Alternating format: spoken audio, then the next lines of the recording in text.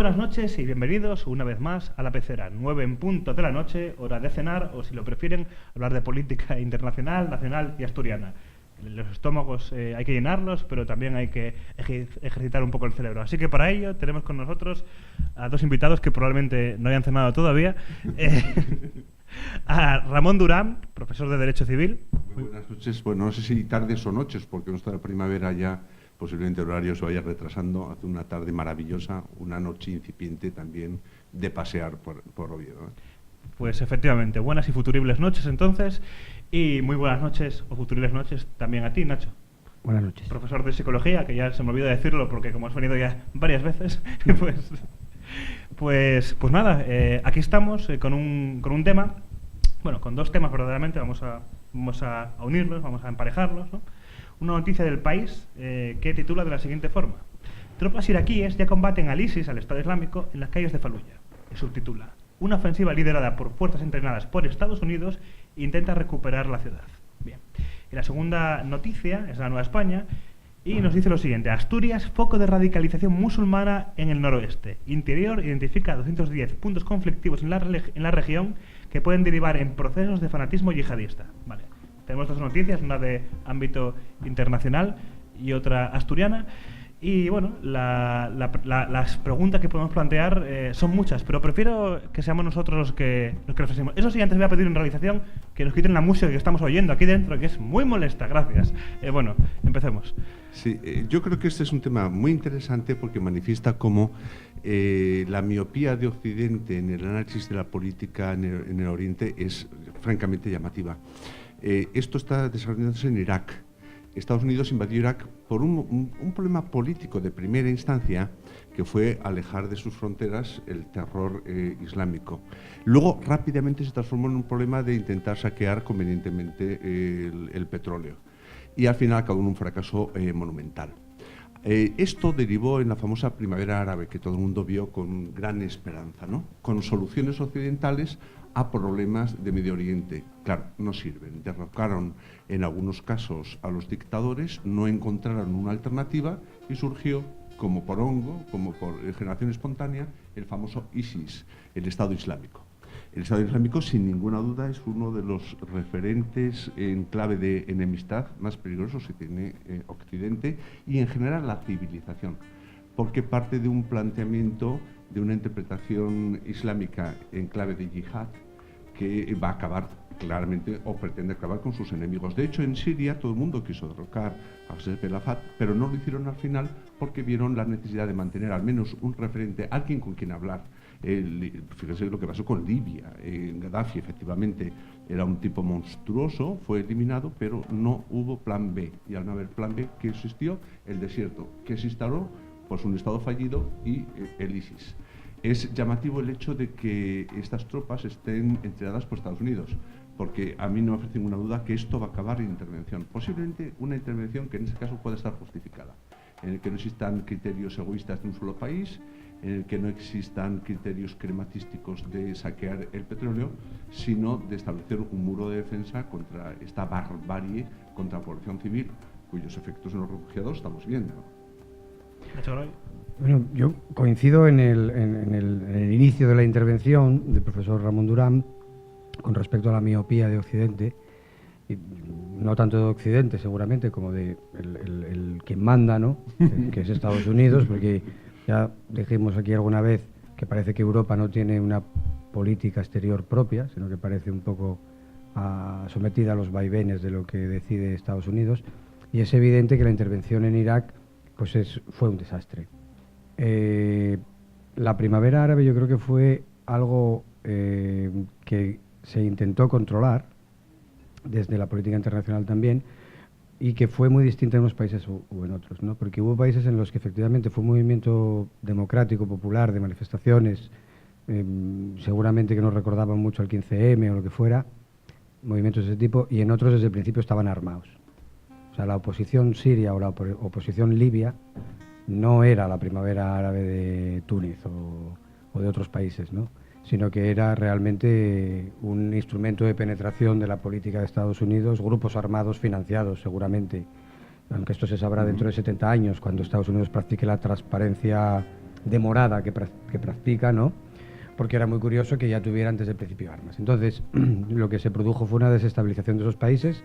Libia, como se ha dicho aquí, pues era un monstruo, sí, pero era nuestro monstruo hasta hace muy poco, del mismo modo que es un monstruo, pues, el rey de Marruecos.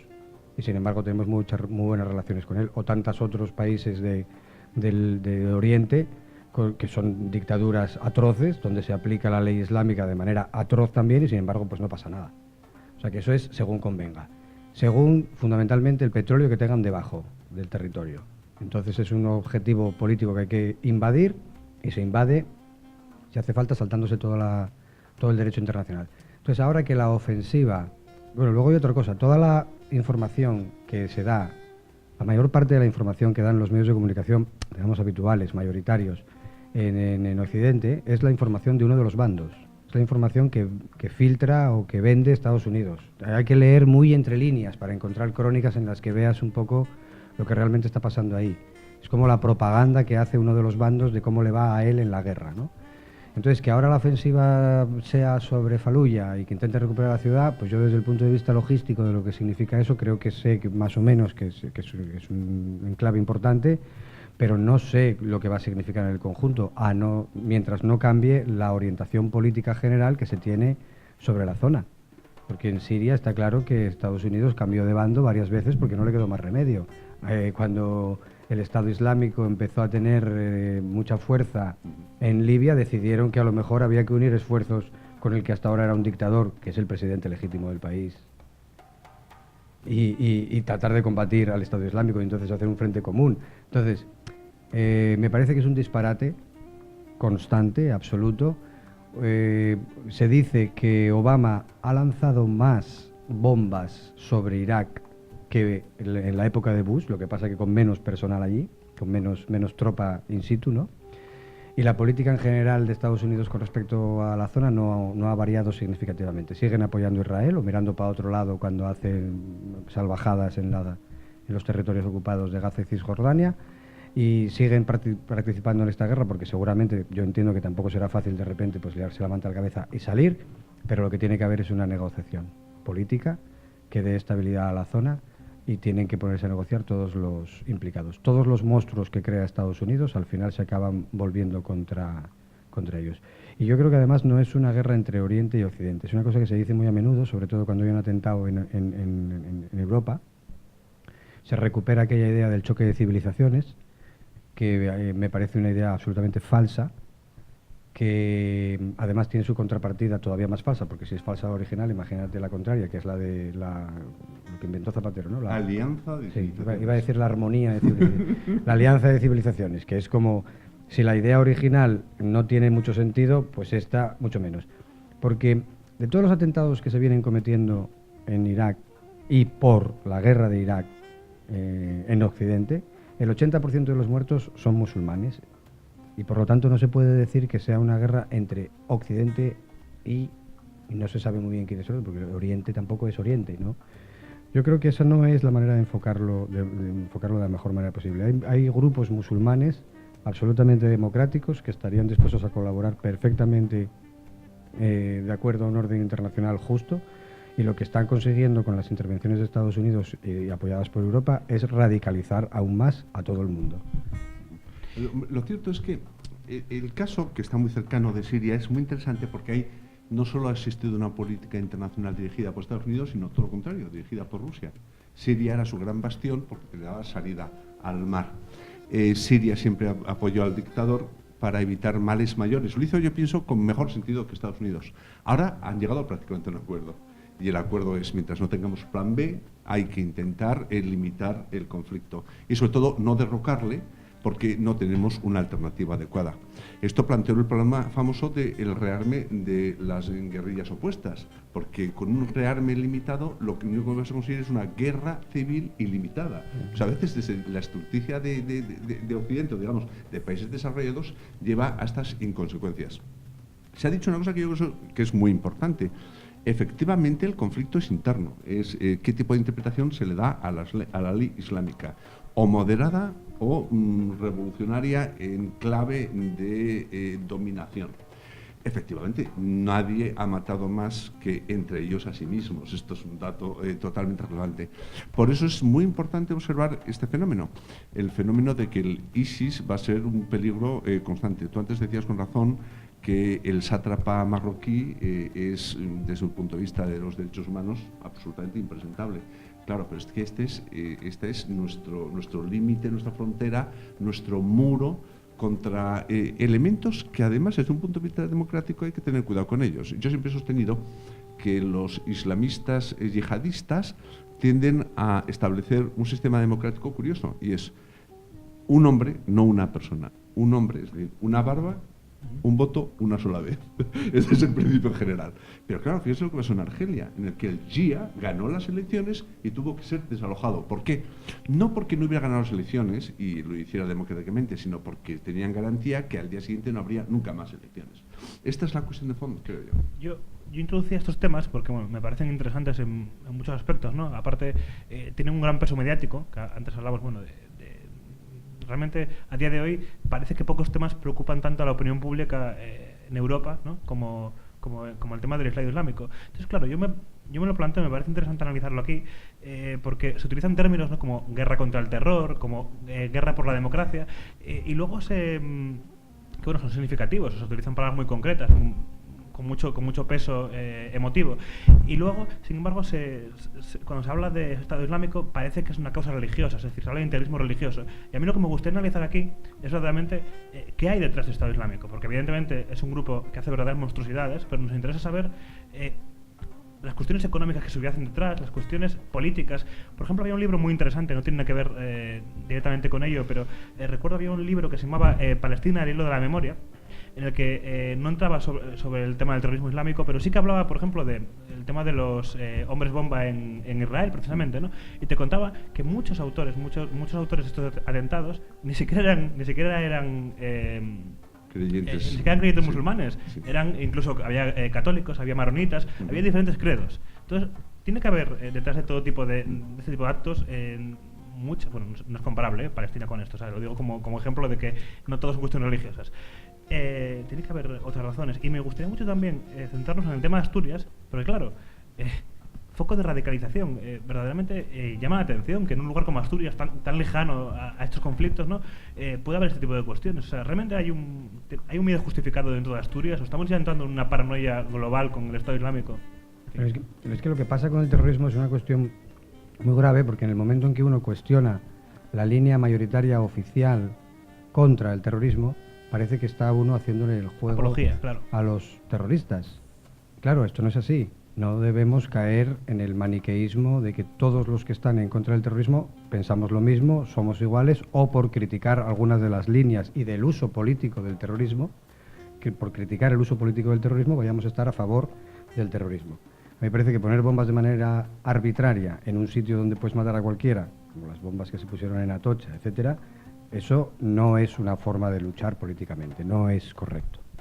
Ahora bien, lo que no se puede hacer es predicar el liberalismo, la no intervención, y que consideremos normal que las tropas norteamericanas avancen sobre Faluya. ¿Qué hace Norteamérica en Faluya? ¿Qué diríamos si tropas iraquíes avanzaran sobre Minnesota?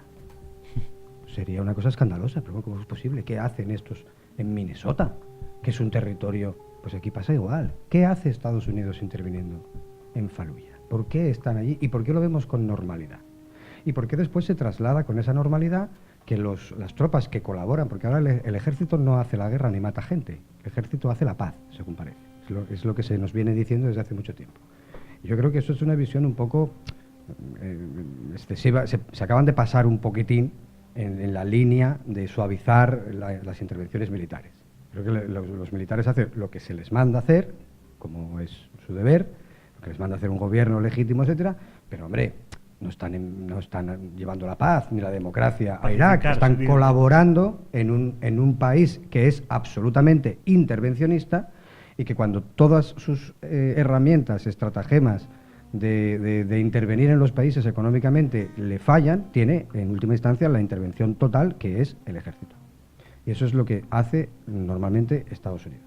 Y creo que hay un uso político permanente del terrorismo, porque ahora vemos como, por ejemplo en España, pues hace tiempo que ETA no está cometiendo ningún atentado y sin embargo un día sí y otro también se resucita la cosa porque es algo que interesa sobre todo a los partidos políticos, digamos, más del establishment, ¿no? Les interesa sacar eso porque eso les viene bien. Y con respecto a que Asturias sea un foco de radicalización, hombre, yo es que no tengo datos del Ministerio de Interior si en Galicia hay más, o en Cantabria hay más, o en Castilla y León hay más de 280 lugares.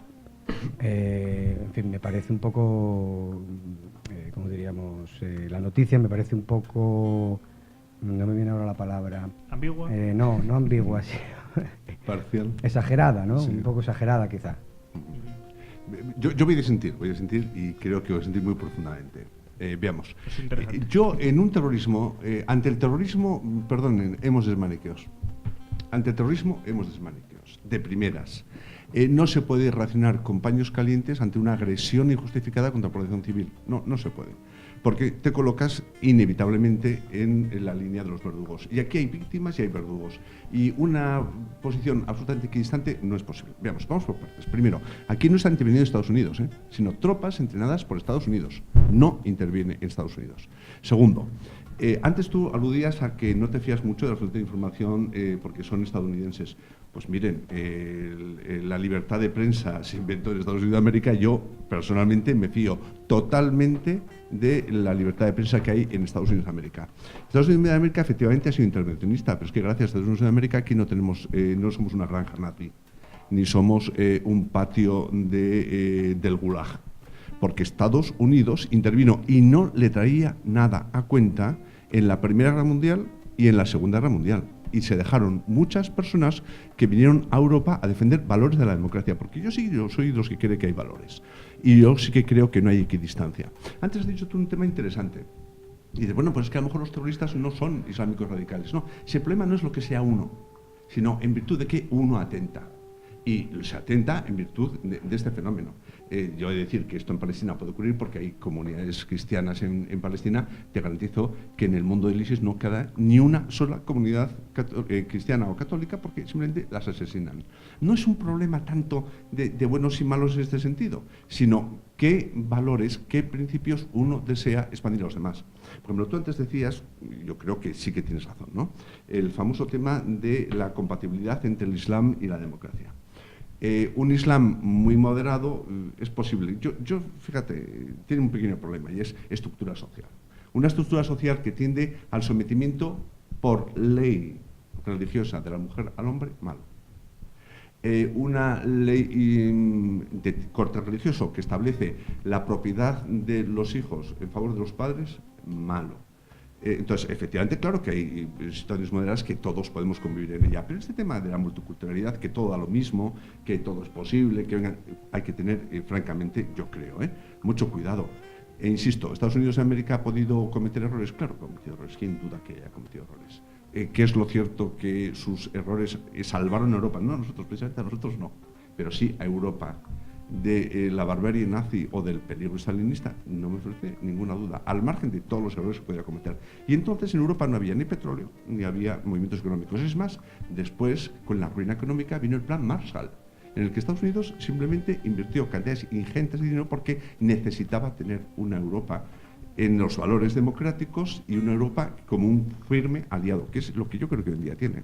Yo lo que creo es que Estados Unidos tiene desde luego algo mágico. No se conoce en la historia de la humanidad un país que haya cometido tantísimas atrocidades y se sepa seguro y siga teniendo tan buena imagen y sigan siendo los garantes de la democracia y de la libertad. O sea, cometer atrocidades sobre población civil. El único país que tiró bombas atómicas sobre población civil fue Estados Unidos. Y todavía el otro día fue Obama, que no pidió perdón, pero todo el mundo sabe que lo tenía que pedir tarde o temprano. Y se consideró un gran avance que por lo menos había dicho que había sido una cosa horrorosa. Que reconoció que había sido una cosa horrorosa hacerla y tal. Bueno, ya es algo, está bien, oye. Obama nos gusta mucho porque dice unas cosas muy razonables siempre. Hacer no hizo gran cosa de lo que decía que iba a hacer, entre otras cosas, porque no pudo, porque no tiene la mayoría en el Congreso, en fin, etcétera. Pero es el Premio Nobel de la Paz. El Premio Nobel de la Paz, que, bueno, que como ya dije antes, mantiene a un ejército en lucha, en guerra, en un país ocupado en contra de todo el derecho internacional, que el otro día bombardearon un hospital. Y es que no se habían confundido, lo habían hecho adrede. Población civil, denunciado por una organización de Médicos Sin Fronteras. Ya pasó a la historia. Todo lo que hicieron en América Latina, formar a todos los dictadores de toda América Latina durante años y años, por hacer dictaduras atroces, formarles en cómo tienen que hacer lo que tienen que hacer, mantener una cárcel en contra de todo el derecho internacional en territorio cubano. Todo eso que hace, y da igual. Cuando ellos intervienen, tiran una bomba y surge la paz. Es una cosa flipante. Es increíble que pasen estas cosas.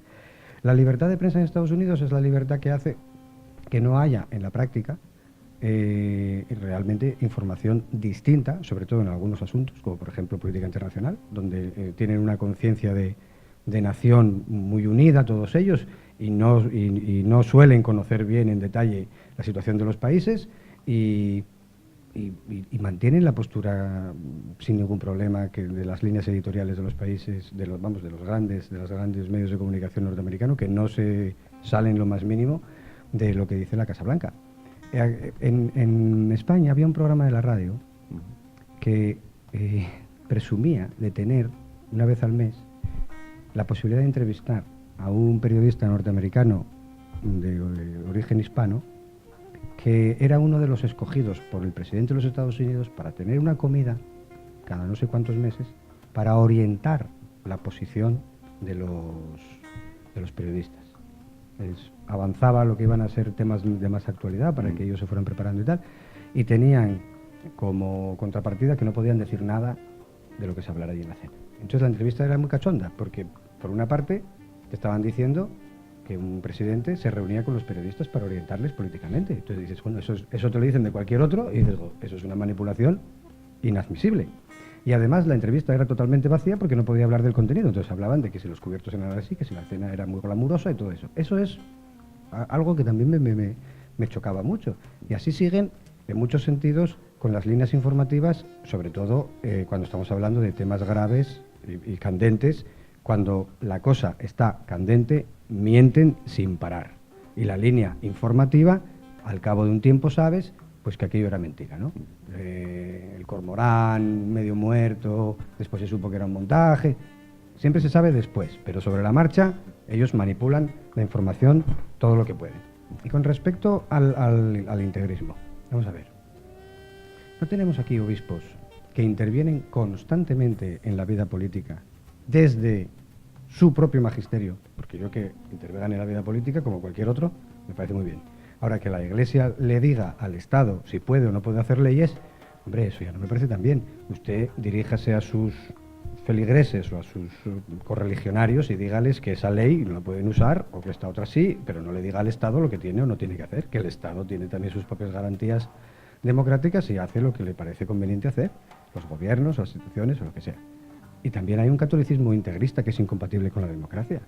Ciertas cosas que se dicen a veces, y absolutamente todavía totalmente despreciable con respecto a su posición con respecto a la mujer o existe todo eso. Y en el mundo musulmán existe exactamente lo mismo. O sea, una gran variedad de posiciones ideológicas que provienen o que tienen su relación con la religión.